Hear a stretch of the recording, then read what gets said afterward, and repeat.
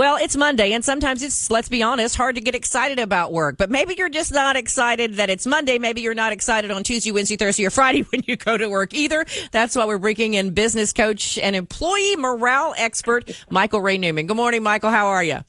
Good, great. Good morning, guys. How y'all doing? Okay, Good. so Monday is hard, but sometimes when it gets tough the rest of the week and the week after that, somebody might feel that they're in a rut with work. How do we get burned out at work, and how can we get out of that rut?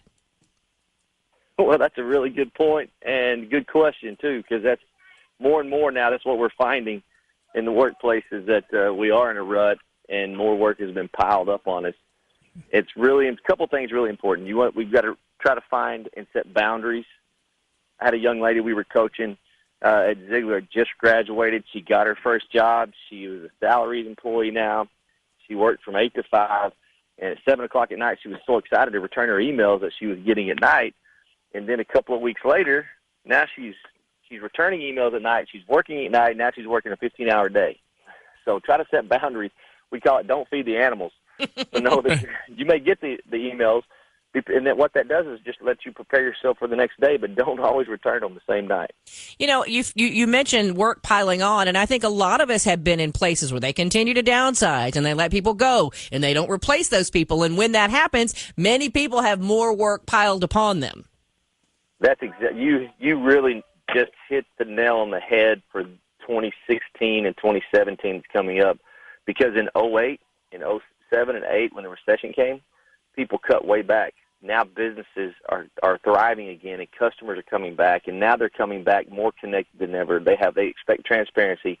They can get their product anywhere they want. So we have to be more customer service oriented, and we need to hire more, and companies haven't hired yet. So you really have more put on yourself.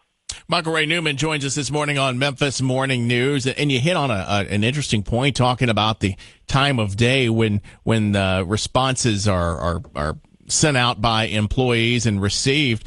It seems like once you send a response quickly outside of business hours, you can't unring that bell, can you? That's a difficult one to overcome when you're dealing with a particular client or a customer. Once you establish that you're open 24 hours, you can't take that back, can you?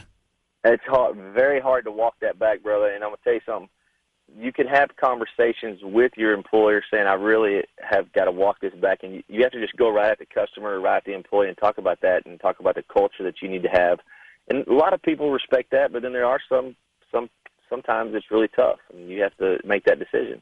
All right, well, we talked a lot about the employees. What can the boss, what can the employer do to help people not feel so put upon? Because when you feel like you're overworked, that can make you mad or angry, and that can make morale go down for one person, and one toxic person in the office can lead to more people who are upset. What can a boss or an employee do today, or employer, I should say, do today to make things better for the employee? And I think that's more important. You guys are really hitting on some good stuff today, because the culture that we want to create in the workplace, and it's the employer's job to do that. And it starts from the get-go. You'd be surprised. We do a ton of training, and it's up 20% now because they are starting to hire so many people to help create the kind of culture they want. And it starts with a personality assessment for the position they're trying to hire. It's really simple. It's the person to the position. And so many times that employees and companies, they still don't do this. They'll just hire the next man up or the next person that walks in the door. And if you like to talk a lot, but you get hired to take boxes in the back room by yourself, you're going to be miserable. Yeah. So it's really important to match the personality type to the position. Yeah, it's not like a football team where the next man up works really well. That's for sure. Right, it does. Yeah, that's the depth chart is anymore. It's the way it changed in the workplace. Yeah, absolutely. Hey, business coach and employee morale expert Michael Ray Newman joining us on Memphis Morning News. Hey, thanks so much for joining us on this Monday. Hopefully the rest of your week is a good one, and we appreciate you taking time to give us a little bit of insight on this. Hey, always a pleasure, guys. Call me if you need me. We sure will, and I would just like